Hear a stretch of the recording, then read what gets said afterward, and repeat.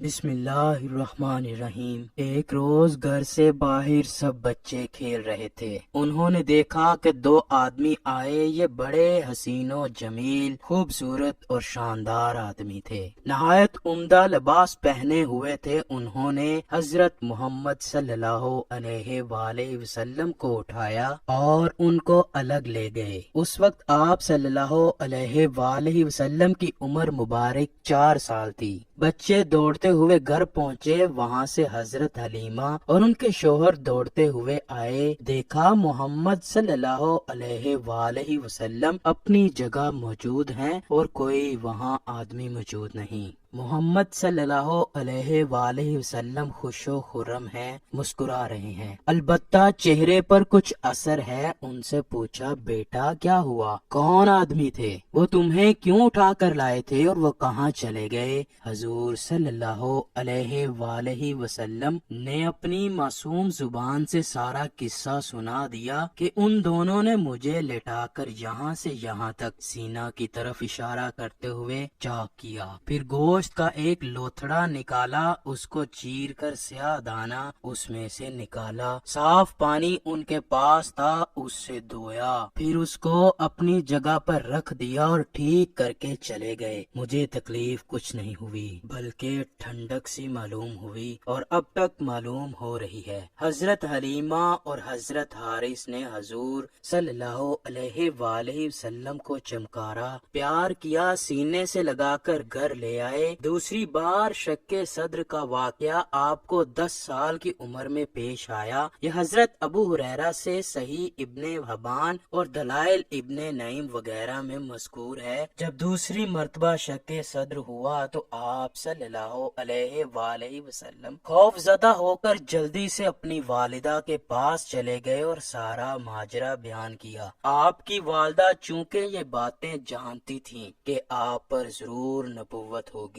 آپ صلی اللہ علیہ وآلہ وسلم کو تسلی دی اور گود میں بٹھا لیا۔ اللہ نے ایسا کر کے آپ صلی اللہ علیہ وآلہ وسلم کے قلب کو دنیاوی خواہشات سے پاک کیا اور اس کے بعد آپ صلی اللہ علیہ وآلہ وسلم ایک اللہ سے رجوع کرنے لگے اور بتوں کی پوجا کرنے کی بجائے اللہ کی عبادت کرتے، جیسا کہ ان سے قبل انبیاء علیہ السلام نے ایک اللہ کی عبادت کا حکم دے رکھا تھا۔ آپ صلی اللہ علیہ وآلہ وسلم رات کے تیسرے پہر غار ہرا میں تشریف لے جاتے اور اللہ کی یاد اور تسبیح میں مصروف رہتے، حتیٰ کہ آپ کی عمر مبارک 40 برس ہو گئی اور وہ دن بھی آ گیا جب اللہ نے آپ کو نبوت عطا فرمائی اور پہلی وحی کا نزول ہوا۔ یہ 27ویں رجب کی مبارک رات تھی۔ حضور رات کے تہائی حصے میں غار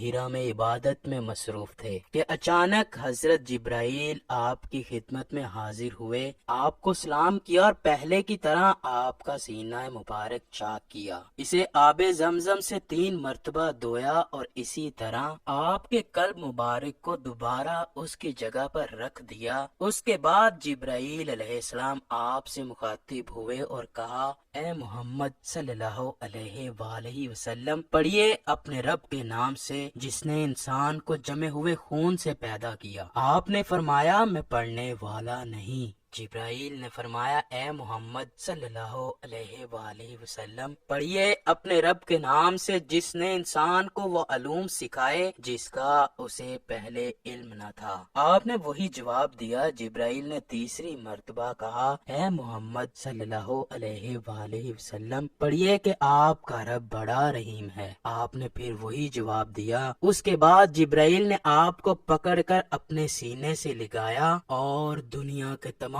علوم آپ کے سینے میں محفوظ ہو گئے۔ یہ پہلی وحی کا بیان تھا۔ اس وحی سے آپ صلی اللہ علیہ وآلہ وسلم کے جسم مبارک پر لرزہ طاری ہو گیا۔ آپ اپنے گھر کی طرف روانہ ہوئے۔ اس وقت آپ کی عمر 40 برس تھی۔ آپ گھر پہنچے اور حضرت خدیجہ الکبریٰ سلام اللہ علیہا سے فرمایا، مجھے چادر اوڑھ دو۔ اس کے بعد آپ نے انہیں تمام واقعہ بیان کیا۔ حضرت خدیجہ رضی اللہ تعالی عنہا نے آپ آپ کو تسلی دیتے ہوئے فرمایا آپ خوفزدہ نہ ہوں، آپ ہمیشہ غریبوں اور یتیموں کی مدد کرتے ہیں، کمزوروں کا بوجھ اٹھاتے ہیں اور دوسروں پر رحم فرماتے ہیں، بے شک اللہ آپ کو اس حال میں تنہا نہیں چھوڑے گا۔ اس کے بعد آپ پر وحی کا سلسلہ شروع ہو گیا اور 23 سال تک جاری رہا۔ اس عرصے میں اللہ نے وحی کے ذریعے اپنے دیگر احکامات کے علاوہ قرآن پاک بھی نازل فرمایا۔ چوتھی مرتبہ آپ کے قلب مبارک کو معراج کی رات میں سفر معراج سے پہلے آب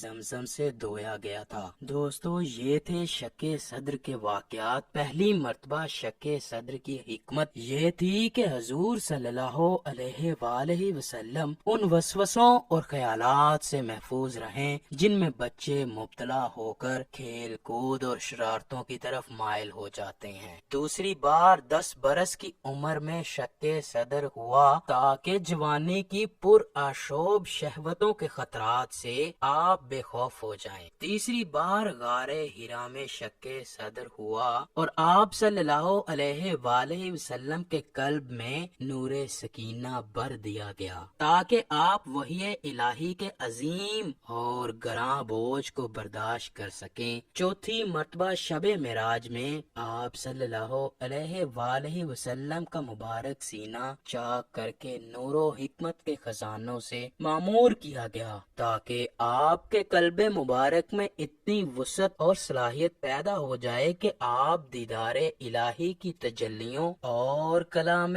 ربانی کی ہیبتوں اور عظمتوں کے متحمل ہو سکیں۔ اللہ سے دعا ہے کہ وہ ہمیں تمام برائیوں سے بچا کر نیک اعمال کرنے کی توفیق عطا فرمائے اور ہمیں نبی مکرم صلی اللہ علیہ وآلہ وسلم کا سچا و پکا غلام بنائے۔